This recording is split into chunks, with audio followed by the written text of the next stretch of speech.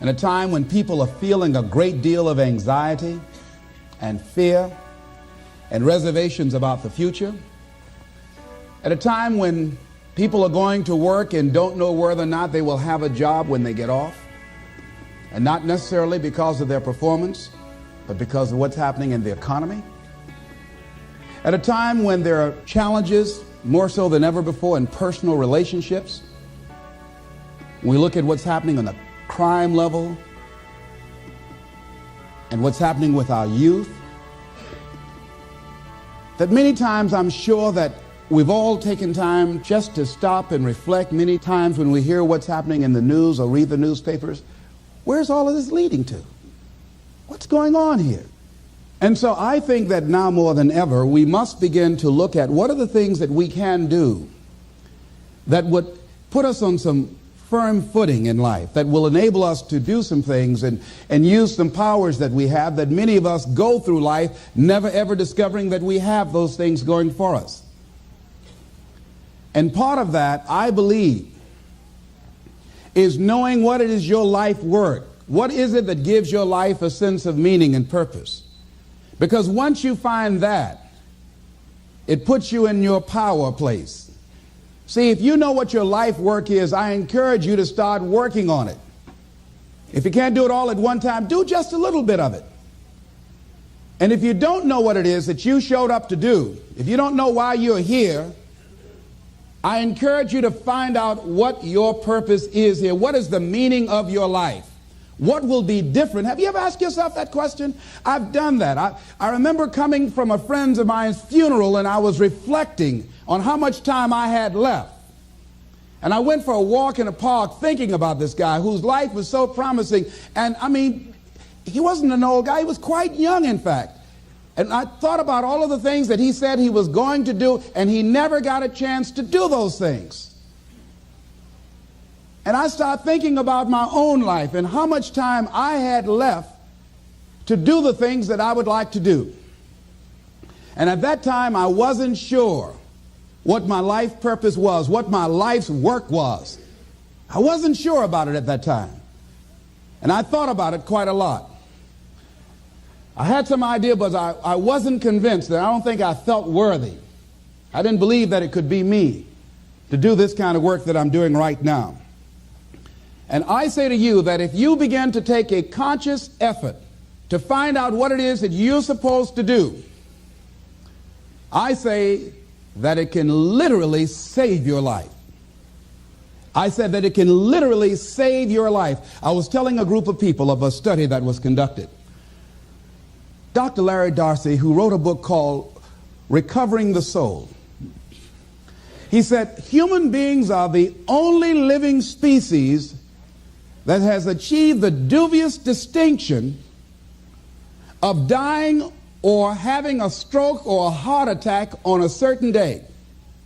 If you ask most people, what would you say the primary cause of why people will have a heart attack or stroke? Many people will say, well, because they smoke cigarettes, or because of high cholesterol, or because of stress, or because of obesity, and all of those things are contributing factors. But ladies and gentlemen, more heart attacks take place in this country on Monday morning between 8 and 9 a.m. That's when the majority of people who have their first heart attacks have them. 85% of the American public, according to recent studies, are going to jobs that they hate, working on jobs that do not challenge them. They get sick thinking about going. Migraine headaches. After the Sunday afternoon football game or 60 minutes, the anxiety began to build. And come Monday morning, they drop dead of a broken heart. Some of you ought to think about not going to work on Monday.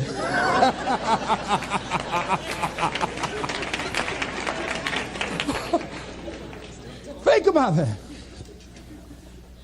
People are literally dying to go to work.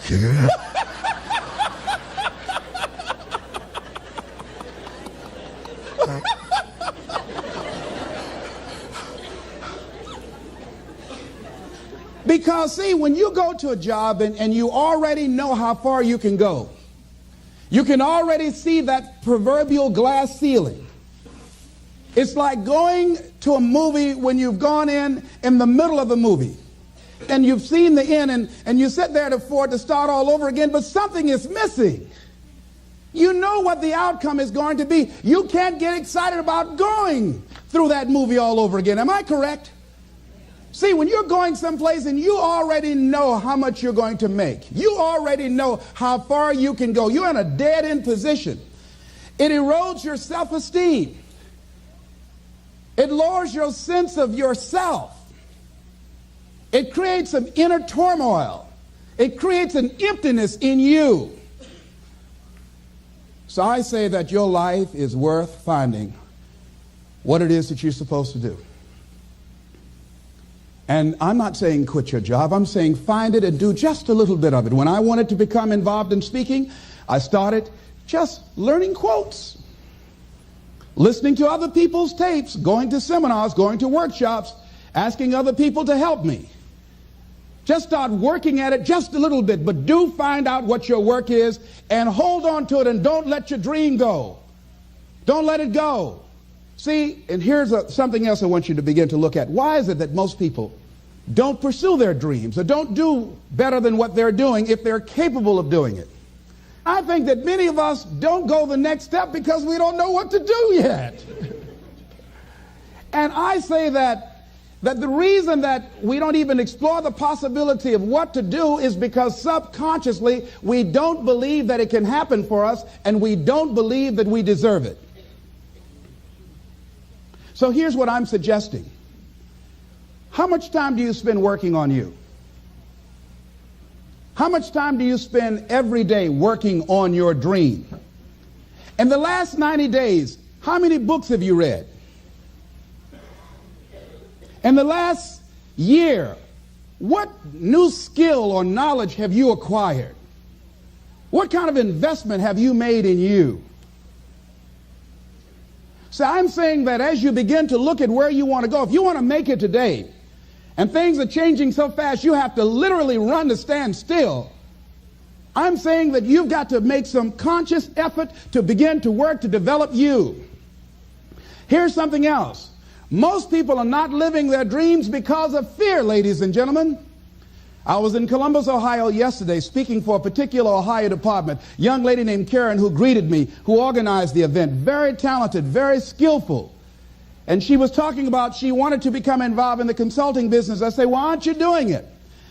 I said, you have the abilities. I said, you're not here because they like you. You're here because you're doing the job. You're making things happen. And she came up with all kinds of ideas, but finally she said, I guess I can't see myself doing it. I guess I'm afraid. Fear, limited vision, and lack of self-esteem is what keep most people doing things they don't want to do. I flew from Columbus, Ohio to Denver, Colorado to a major communications company, and the person that picked me up at the airport told me about the fact that the company was planning on having a major downsizing, and they offered some of the employees there an early retirement, and some of them will earn as much as $300,000. And they said, this is the last time that you can take this offer. If you don't do it, when we have the downsizing, you might be among those who will lose their jobs, and all you will get is your severance pay. And only 50% of the people who were eligible to take the $300,000 took it. The others were afraid to take a chance on themselves. The others couldn't see themselves beyond that company. They couldn't see life after that company. The same reason that people stay in relationships where they're abused or they're unhappy or it's unfulfilling. They can't see themselves beyond that relationship. They can't see themselves enjoying life without that person. They think that this is all that they can do. The same reason that people get stuck at a certain level in life. They can't see things being better for them. And they think that this is it and this is all they deserve. This is all they've ever seen. It's been passed on to them. And they think that this is it for them. Oh, no. I was looking what Dr. Blanton, Smiley Blanton, who is a colleague of Dr. Norman Vincent Peale, what he said about fear. He said, fear is the most subtle and destructive of all human diseases.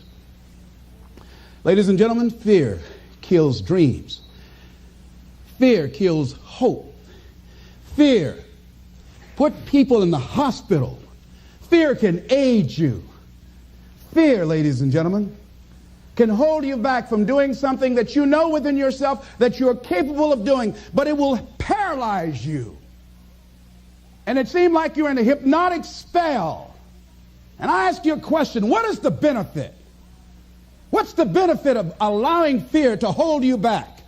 What's the benefit of giving up on yourself, of not stepping out on life and taking life on? What is the benefit for you? What's the plus in that? It's one of the things I had to ask myself. So I didn't want to make any mistakes. I wanted everybody to like me. I wanted to be perfect the first time I did something. It's not going to happen. You're going to make some mistakes. You're going to hurt some folks' feelings. You're going to create some enemies whenever you decide that you want to begin to take life on. You've got to ask yourself, how long am I going to allow this to hold me back? I like what Zig Ziglar says. He said, fear is false evidence appearing real. That is an illusion that we create in our mind. It is a state of mind that can be changed. So let's look at how we can begin to take some steps to restructure that fear, to begin to expand our visions of ourselves, to begin to increase our self-esteem. Webster said that self-esteem means confidence and satisfaction in oneself. Look at your life right now. Whatever you've done up to this point in time, your life is working. Whatever you have produced, it came out of you as a result of the kind of person that you have become. It's a result of your choices. It's a result of your consciousness. Now you have to ask yourself, are you satisfied with what you have produced? Is this what you want? Would you like for things to be better than this? Do you believe that you deserve better than this? Or are you content? This is it. You don't have to do anything else. That you've already resigned yourself in life and say, well, I'm happy. I'm not starving like the people in Calcutta. Are you allowing yourself to get off the hook like that? Or do you believe somewhere in the back of your mind or in your heart that there's some other great work for you to do? There's something else that life has for you. And that's why you're here. How do we handle this fear factor? How do we increase our self-esteem? You have to begin to fortify yourself. How do we do that?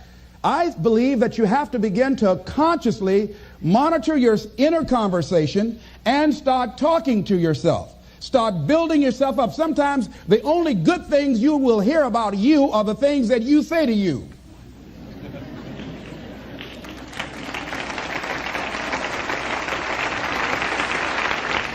Young lady that was in the audience this afternoon said to me, I told myself yesterday for the first time, I'm proud of me. And she said, I felt good about that. So I'm saying learn to be your own booster. Start building yourself up. Start encouraging yourself. Start saying, I can do this. I can make this happen. When I started thinking about becoming a speaker, I said, yes, I can do this. I can make this happen. When I start trying to convince myself I can be a businessman after flopping and failing and losing thousands of dollars and feeling stupid and dumb and having people take advantage of me because of what I didn't know. I had to talk to myself because people were saying to me that I was dumb. And somewhere in the back of my mind, I was saying, you're right. Look at what I've done. I had to say, no, Les. Hey, come on, man. Get yourself together. You can handle this. You just haven't figured it out yet. It's all right. This is your training period. This is the tuition you have to pay for what you don't know. You can do this. Other people have done it. It doesn't take an Einstein. Get you some people that can teach you some stuff that you don't know. Get you some people that have done it successfully and learn from them. Take some seminars, workshops, read some books on how to manage a business. Change the way you see yourself and begin to tend to the personal details. Understand that nobody's going to take care of your business better than you. And when I start changing that kind of mindset of beating myself up because of my mistakes and start looking at the possibility of my doing better, of my making the adjustment that would enable me to do what I want to do successfully, things begin to change. And I'm saying, stop beating up on yourself. You do it. I know you do it. I've done it. It's a natural inclination for us to put ourselves down. See, we are born negative, I think, in a negative consciousness because we live in a negative world. See, you don't have to teach children to lie. They'll lie automatically. Did you wet in your pants? No, I did not. Well, what is that? I don't know. You don't have to encourage kids to misbehave. They will do it by themselves. You don't have to encourage them to do the wrong thing. They will do it automatically. You have to correct their behavior. So I'm saying that we have to work through the challenges of life in learning how to begin to work to fortify ourselves. Repeat after me, please. I can live my dream. I can find my purpose in life. And live my purpose. I deserve more from myself. I deserve more from life. Shake somebody's hand on your right and left and say, you deserve more from life too.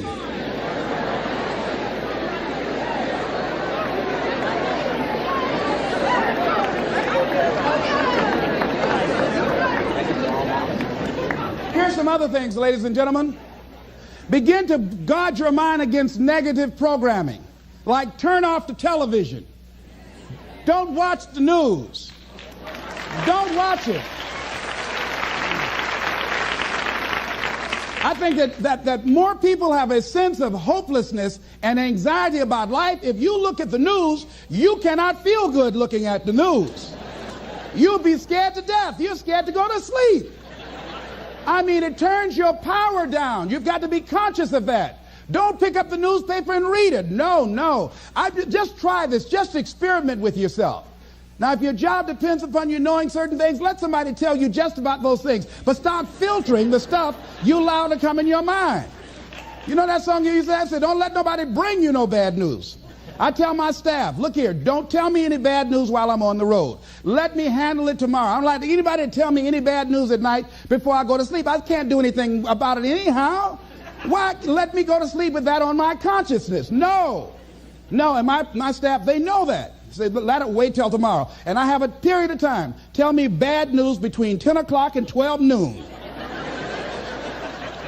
After I prayed and meditated and read my books, I'm fortified, I'm ready to handle it. I deal with them, then I'm out of there and I'm going on to something else. So you've got to guard the kinds of things that you put in your mind. See, if you don't program your mind will be programmed because human beings are goal-oriented. That's why we die of broken hearts early. That's why we're running through life to early graves. We're going through life, ladies and gentlemen, and I think that Henry David Thoreau said that most men live in quiet desperation. Most of us go through life running scared. Larry DeAndre, who I think is going to be one of the greatest motivational speakers around today, told me a true story of a friend of his that every day when he came home from school, when he would get to a certain block in his neighborhood, there was a neighborhood dog that would chase him. And that dog would start after him barking. Boy, he would run, just running from that dog every day. Finally, he just got tired of that dog chasing him every day. He said, this dog come around here today, I'm going to take a brick or something and bust him in the head. So he was walking home that day, minding his own business. Sure enough, same area, there was that dog there. And the dog started barking, he started running, he saw a brick and he stopped and picked up the brick and turned around. And the dog got close to him, he realized the dog didn't have any teeth.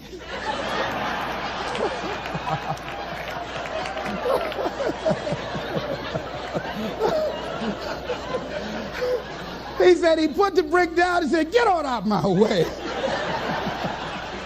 And ladies and gentlemen, all our lives, many of us go through life running from things that ain't got no teeth to do us any harm.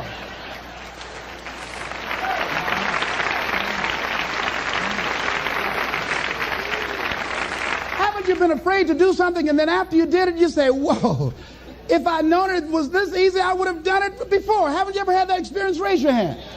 Absolutely.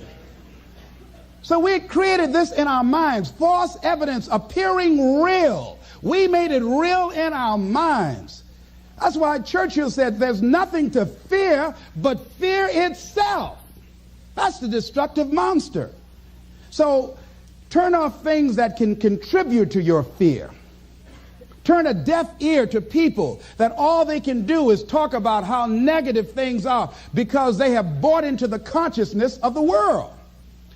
Start attending workshops, seminars, listening to tapes on a daily basis to begin to recondition your mind, to retrain your thinking. Faith comes by what? hearing and hearing and hearing. Listen to things that can empower you, that can enable you to create a new reality for yourself, in a new life for yourself. You might appear to be strange around most people. You know, most people think you're strange if you're happy today. People say, how you doing? I said, better than good. Whoa, what's wrong with him? Just go around smiling and watch people. Look at this. Is this a weird guy over here? Because most people don't smile. Watch them. Look at their faces in the morning. Here we go, another Monday morning. How you doing? Haven't had my coffee yet. Don't ask me. See, these people have not found their purpose in life. That's why they're grumpy. That's why they're miserable. That's why they're so negative. They're hurting and they want to hurt other people. So start practicing using programs for your mind. Seminars, books, workshops. Keep a journal. Record your thoughts. What's happening with you? Every day when you get up, have a journal near you. I use a Jack Boland journal so that I can write down my ideas. I keep it by my bed so I can write down my thoughts. See, ladies and gentlemen, we get 3 to 4 thoughts a year that if we would act on those thoughts, they could change our life. Don't say, well, I'll remember that. No, write that thought down. I got a thought today I wrote down. A friend of mine is in the hospital. His morale is low. They're talking about amputating his foot. He's got to feel very bad. So I said, you know, not only am I going to see him, but I can't be there with him all the time. I said, I'm going to create a tape for him that he can listen to that will heighten his level of morale. We told him the other night, don't go to surgery. You are depressed. Your energy level is down. No, tell him not now. Don't do it now. In fact, most doctors who have any sense of awareness don't perform surgery on patients that are in a state of fear, that don't think they will make it. They wait till they're in a different state of mind. So I said, what about making tapes for people that are facing physical challenges? I said, that's a good idea. All right?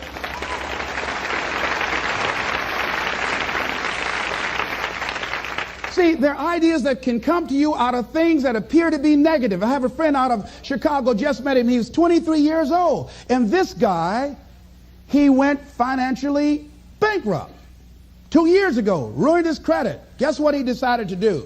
He found a blessing in it. He wanted to restore his credit. It was very challenging, very difficult. And he realized that a lot of other people during these particular times had ruined their credit. So now he started a credit repair business. Last year he earned over $100,000 helping people to restore their credit. I met a young lady who attends this church, that she was at her father's funeral and she was putting flowers on her father's grave, and she looked around and saw the other grave sites. They did not look well groomed and they were not attended to on a regular basis. She started a grave site maintenance business. Out of that tragedy, something positive has come out of it. And now she's earning more money doing that than on her present job. What idea are you sitting on? Write your ideas down. And then, once you get that idea, take the leap. Hello? Take the leap. See, a lot of people get the ideas and just walk around with them. Have you ever had an idea and all of a sudden you looked around and somebody had that idea and gone with it? Think you're going to be going with my hospital idea. Forget that, buddy. We will be out there together, Jack.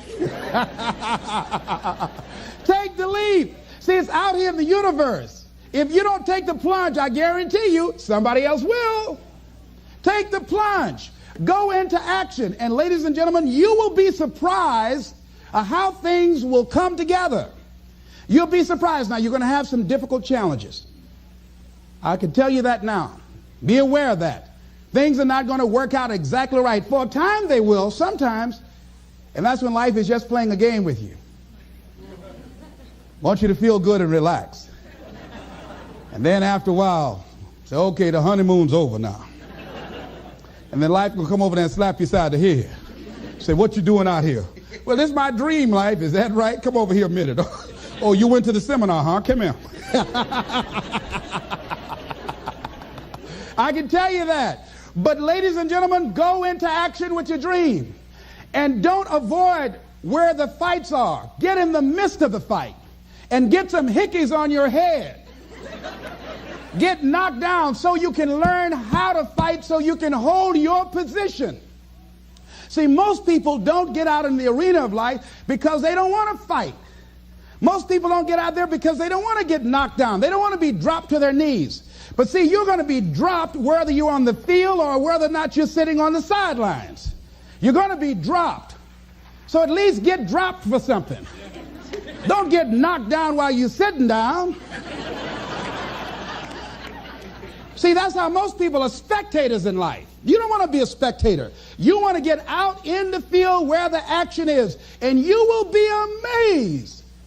After the struggle, there will be a calm period, and things will begin to click for you. Come out here with what you got. You don't have enough money? Don't worry about it. You got the dream. You got the idea. You don't have enough resources? Don't worry about it. You need some help? Don't worry about it. You get out here in the arena, someone will look at you and become inspired and say, hey, can I help you? But if you're sitting up on the bleachers, nobody's going to ask you anything. You've got to get into the flow of action. Frances Harth called me from Chicago.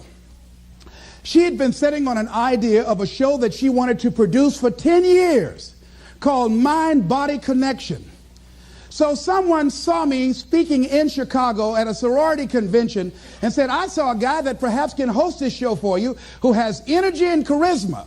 She called me. She was so fired up. I said, listen, on the day that you want to do that, I'm speaking in Chicago. I can do it for you. And I said, by the way, I met somebody 2 weeks ago in Baltimore who has an idea of the same type of show, and she's doing it on radio. Why don't you call her? And then she called me back. Who else would you suggest? I said, well, I know Deepak Chopra. He wrote the book called Quantum Healing, and Bernie Siegel. Could you get his number? I tell you what, I have a friend named Jack Boland at the Church of the Day. He knows how to get in touch with him. Call him, and he will give you the number so you can get in touch with Bernie Siegel. That lady started calling all around. Did not have the resources, but she had this idea and dream. And she said the other night when she came before the audience that had gathered in the studio, she said, I feel like I've been pregnant for 10 years. And tonight you're going to witness a beautiful delivery. And it was. She said, I couldn't believe, Les, how things began to happen, how it all began to come together. And how many of you ever started on some dream and you didn't have all your stuff together, but you just went out there with nothing but faith?